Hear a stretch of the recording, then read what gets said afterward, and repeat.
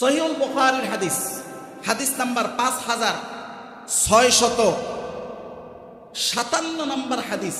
রাসূল বলেন, হাক্কুল মুসলিমি আলাল মুসলিমি খামসুন,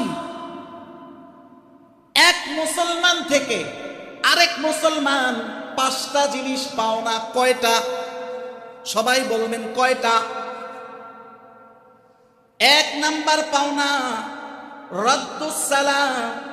যদি কোনো মুসলমান আপনাকে সালাম দেয়, সালামের আপনি কি দিবেন? এইটা সে আপনার থেকে পাওনা, আপনাকে দিতে হবে। এটা কি সে কয় নাম্বার পাওনা?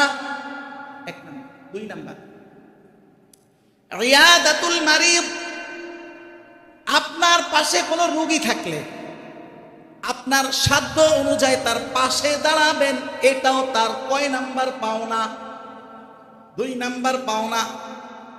3 নাম্বার, আল্লাহর নবী বলেন, যদি সে দুনিয়া থেকে চলে যায়, সময় থাকলে সাধ্য থাকলে তার জানাজায় অ্যাটেন্ড করবেন, এটাও তার কয় নাম্বার পাওনা?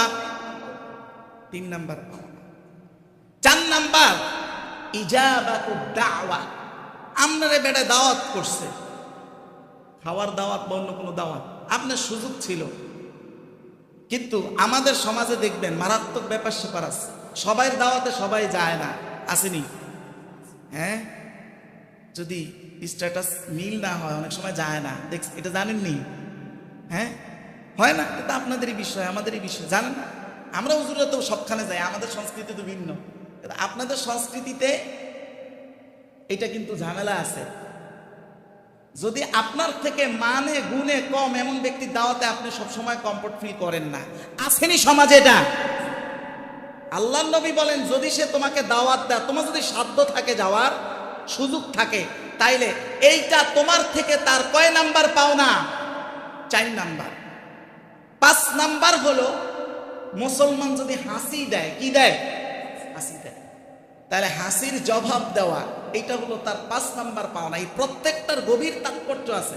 হাসির জবাবের কেন দিতে হবে, দিলে কি হয়, বিস্তারিত আলোচনা আছে। আজকের আলোচনাটা ওই দিকে যাবে না, আজকে এটা আলোচনা করব না। তবে